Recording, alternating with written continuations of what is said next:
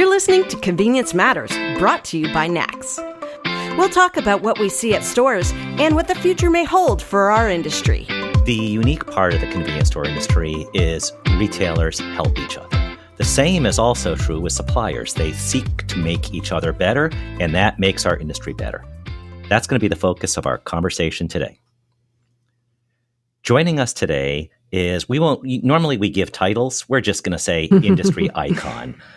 So joining us today is industry icon Rick Brindle. Welcome, Rick. Hi, Jeff. It's a pleasure to be here. And the icon thing, I've heard that a couple of times as I approach retirement. So I appreciate that, but I'm just another guy. Can we at least say which company he's with? Sure. Mondelēz. There you go. That's correct.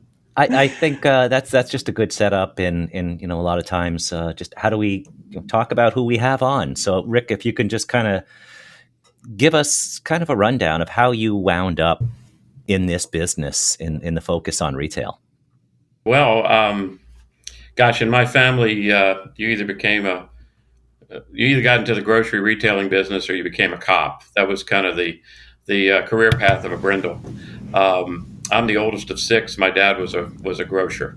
My grandfather was a grocer. So early on, I got into the business. Really didn't start getting paid for it until I was about 17. But so that's how I got into business. And along the way, couple different companies. Most recently, as we talked about, Mondelēz. Tell us about your day-to-day interactions, and you had mentioned retirement. So to cut to the chase, after a long career, you're winding it down. Although folks will certainly be able to find you active on some level within the industry. But what is your day-to-day interaction when you look at the retail landscape, and how do you work with retailers? Well, I'm actually in my 46th year in the industry. I did start on the retail side and then went to Proctor & Gamble, was with them for a while, went through a number of different assignments there, joined Nabisco. Nabisco became Kraft. Kraft became Mondelēz. So I've been 26 years with Nabisco, Kraft, and Mondelēz. I lead our industry development. And so in that capacity, I spend a lot of time with retailers at the highest levels of the companies. I'm basically Mondelēz's representative to the industry. So I spend a lot of my time, weekends and holidays, with retailers, and I love every minute of it. I get to talk to them about strategic stuff, what's keeping them up at night, how they're thinking about the future. It's a terrific job. I've really, really enjoyed it. So Rick, you spent a lot of time obviously with the convenience side. We get this conversation started a lot on podcasts because no matter what the topic is, I think the last one we had a few weeks ago was on food safety. And then, when you think about convenience retail, it is such a unique industry, right? There's just no one size fits all. Everybody's got something different going on. I would imagine over the years you've hopefully found that this is an exciting industry, because I'm looking at me, you, and Jeff, because we're on video, but no one can see us. Jeff, you have 20 plus years. I'm coming up on 18, and Rick, like you said, you're coming up, 46 in this. And we have a lot. We've seen a lot. We've been through a lot. What are some of the unique things that you found working within the C-store space?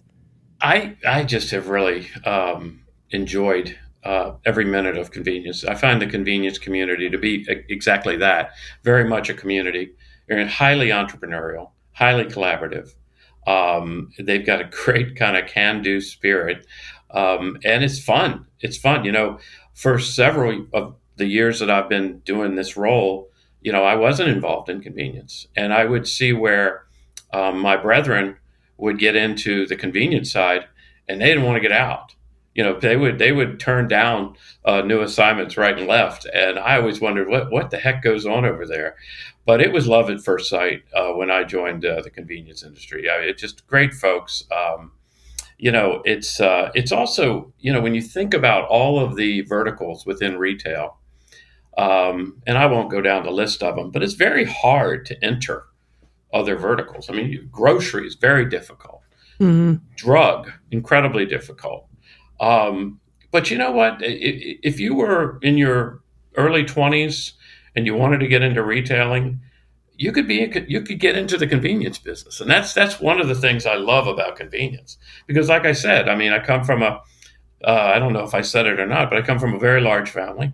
My father was an independent retailer. He was an independent restaurateur. He became an independent bread man. So I have a real love for that side of the world, and convenience just represents that to me. And another thing is, during COVID, convenience kind of became one of our grocery stores. Our local convenience stores, where we spent probably more time there than anywhere, because it's right down the street, and they always had what we needed. So it's very much it's a great industry. As most retailers that I've had the fortune to work with, they're very much a part of the community. So yeah, no, I'm crazy about convenience.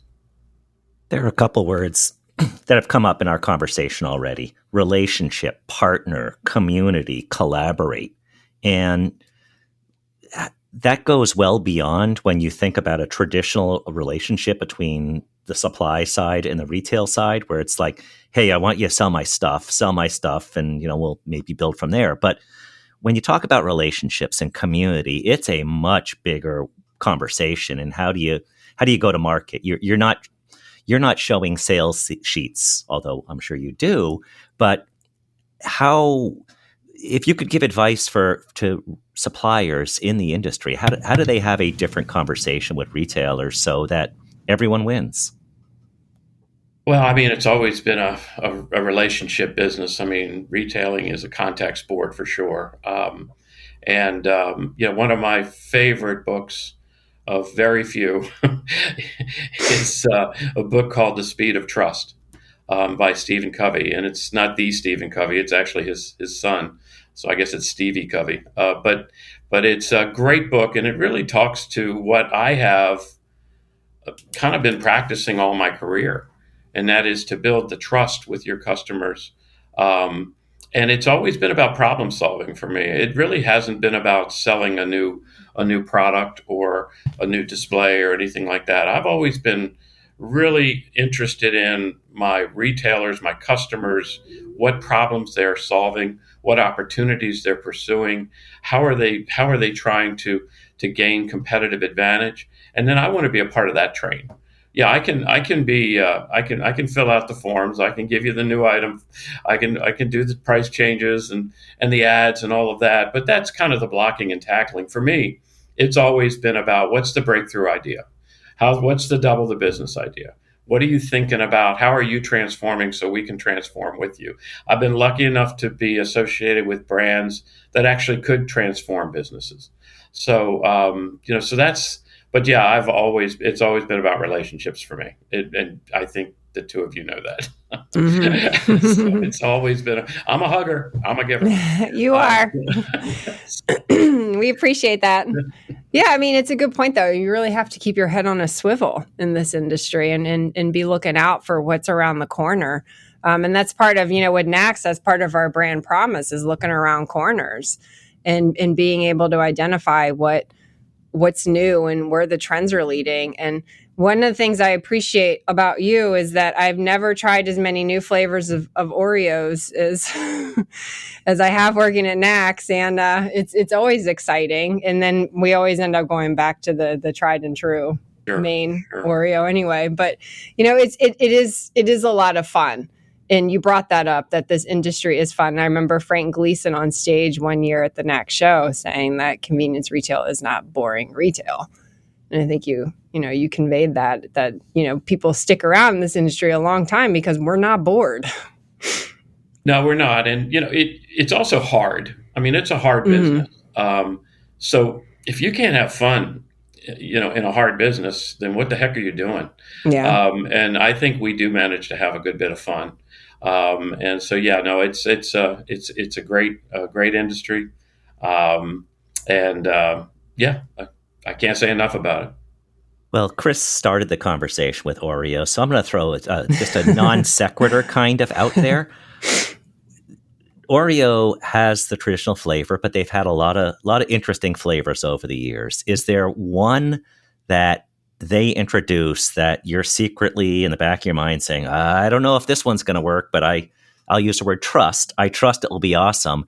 Is there one that you had that you may not have thought it was going to be amazing, and then you're like, wow, that was really cool? Well, first of all, I've got to finish up looking up non sequitur.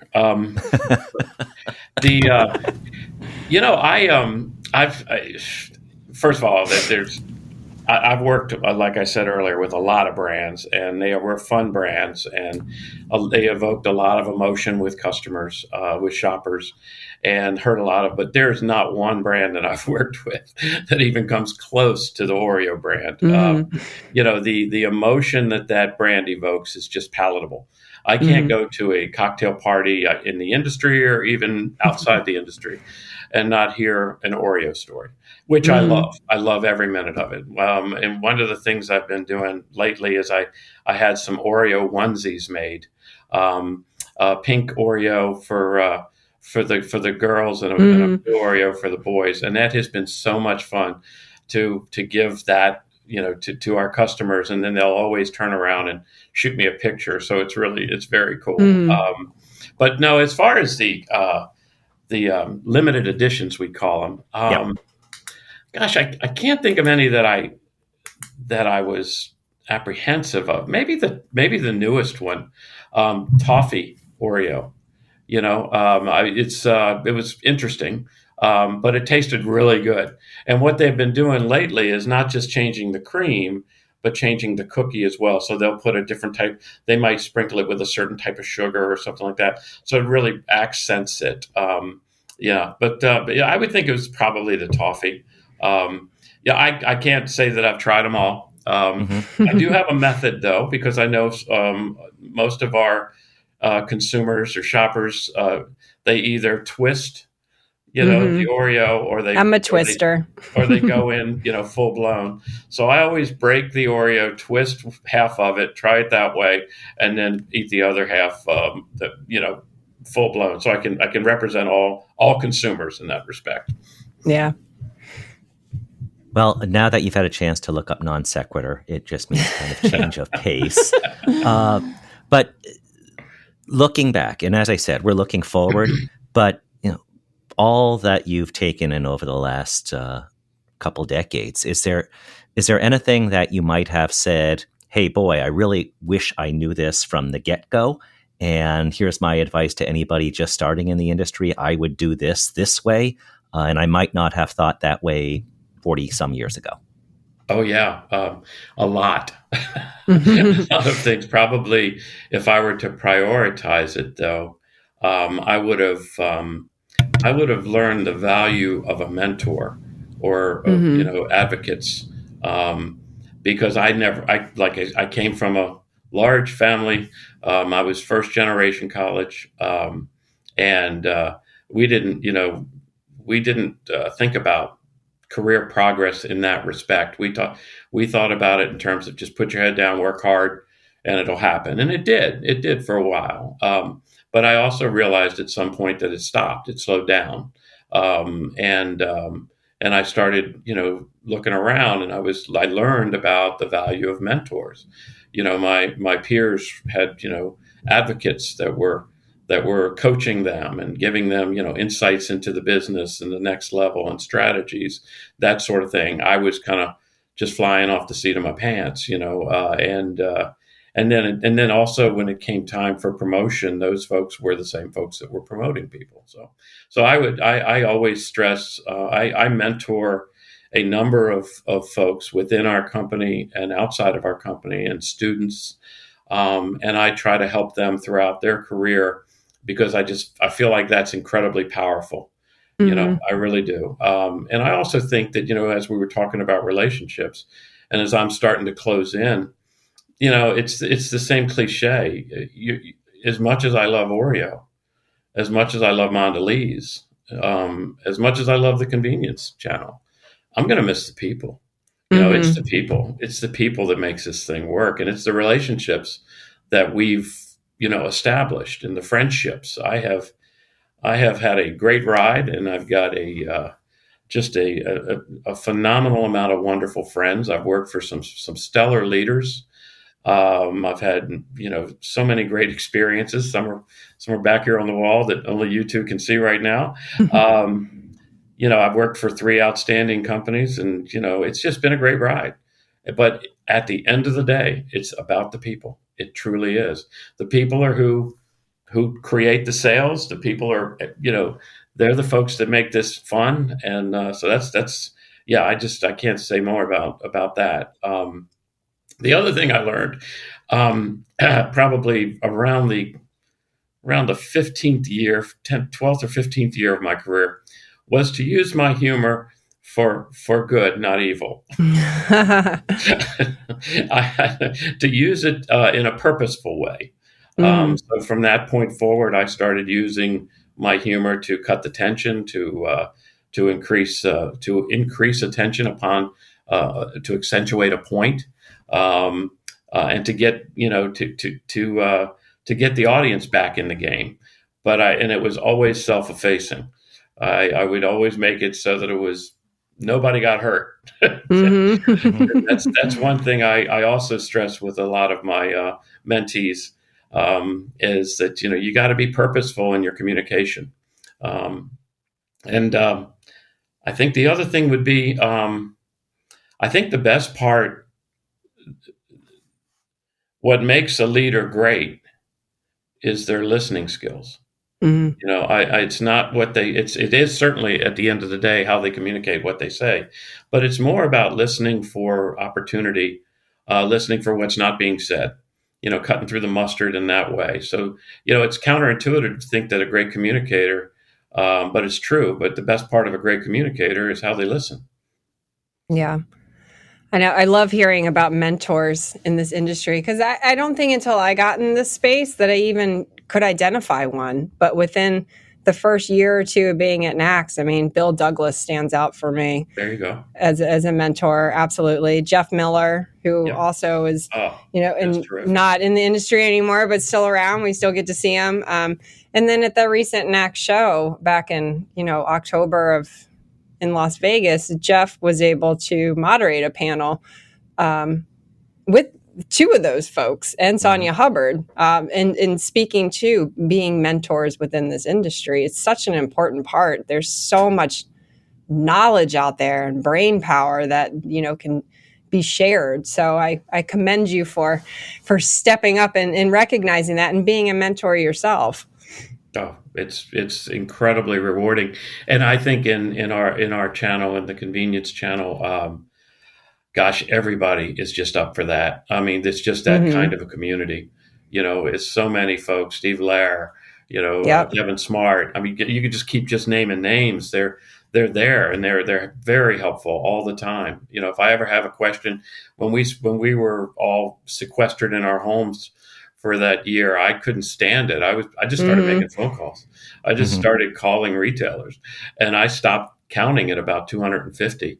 And it was just me calling up to say, hey, how's it going? I'm hearing terrible things. How are you doing?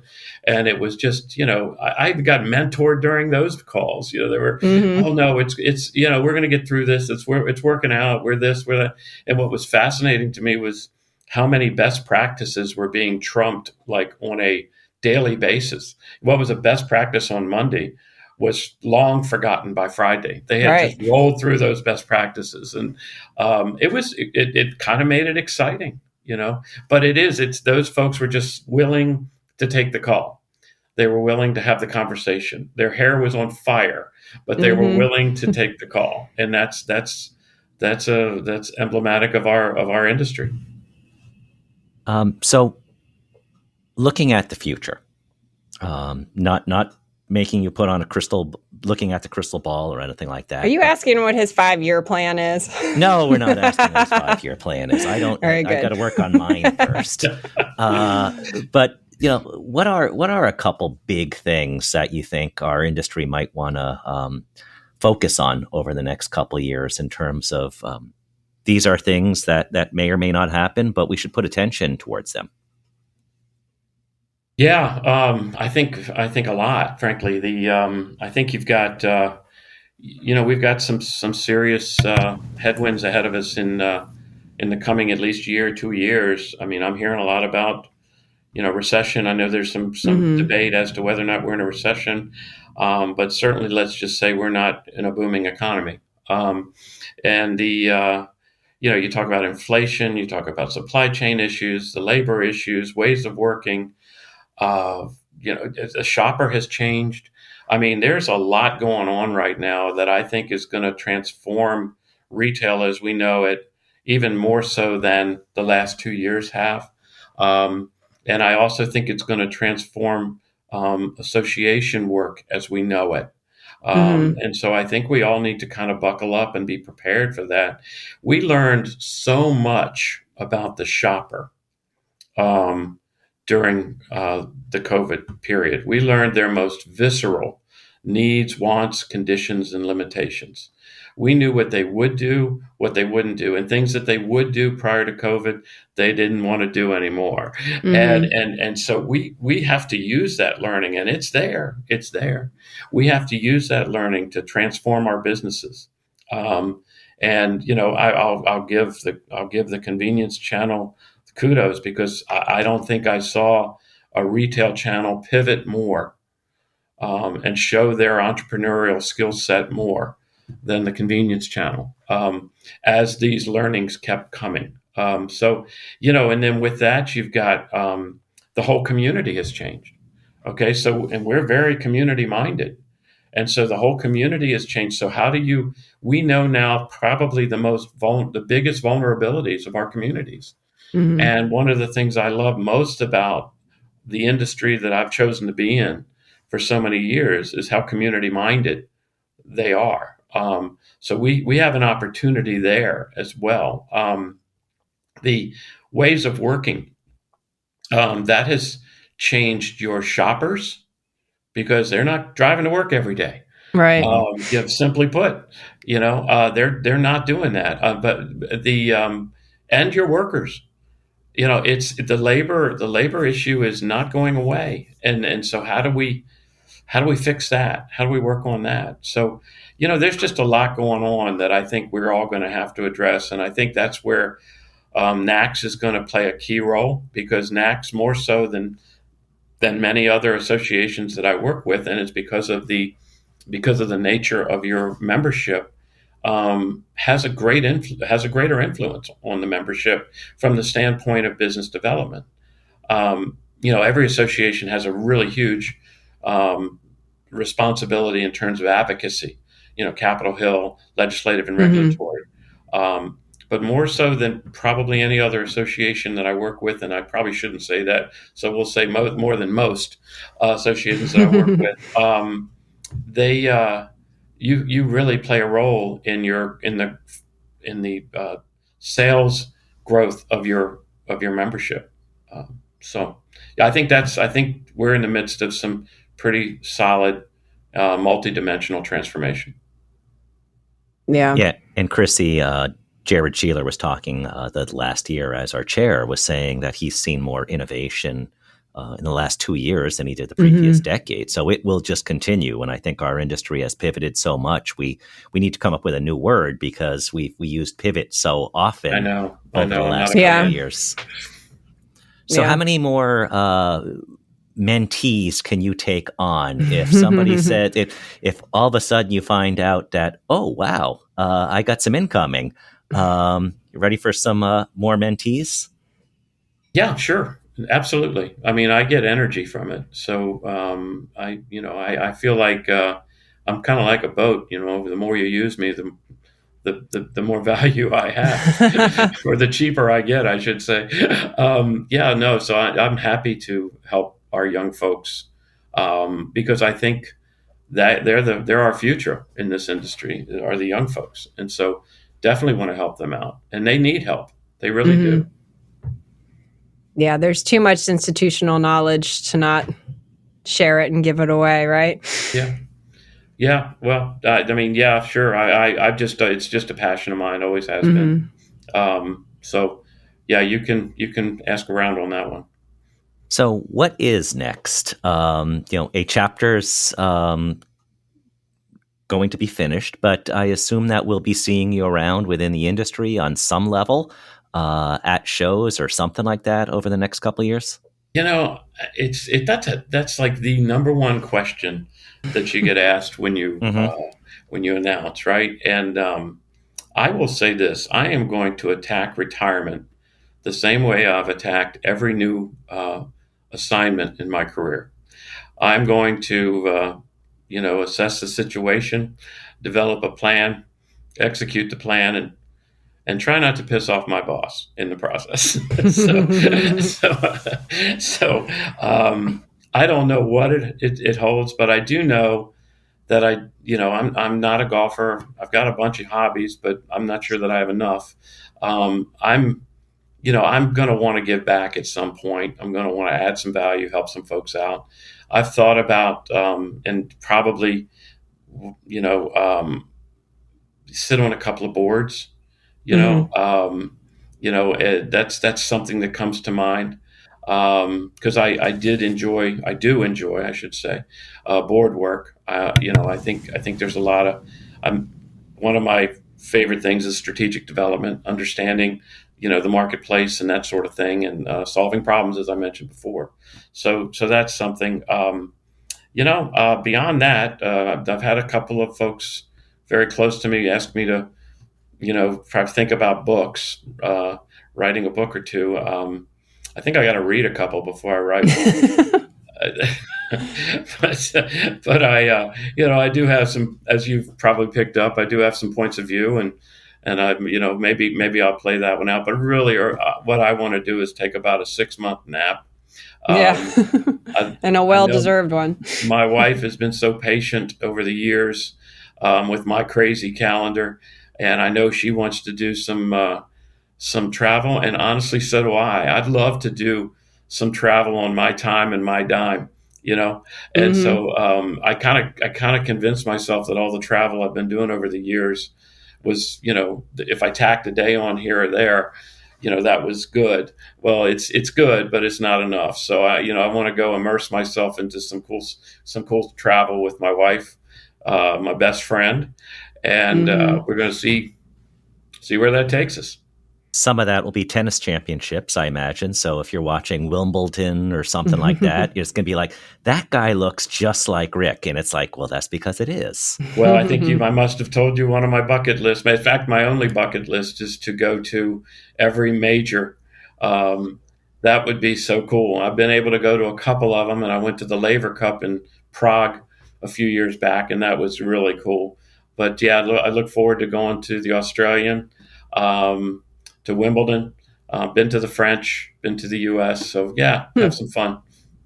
Well, that was that little tidbit was from your Candy Hall of Fame page. So there is a Candy Hall of Fame, and Rick is a member. So thank you for joining us today, Rick. And if we were to summarize things, the idea of community, the idea of being a mentor and having a mentor, and I think. It's really important, that other point you said about humor, laugh with, not at, and use humor for good, because, sometimes you think you're saying something funny, you're punching down, something like that. One is, and it's just not as effective as just the joy of lightness. And I think that's what we've seen throughout your career and what we see throughout our industry. So thank you so much for joining us today, Rick. Thank you, Rick. For having me, Jeff. Chrissy, it's a pleasure. And thank you all for listening to Convenience Matters. Convenience Matters is brought to you by NACS and produced in partnership with Human Factor. For more information, visit convenience.org.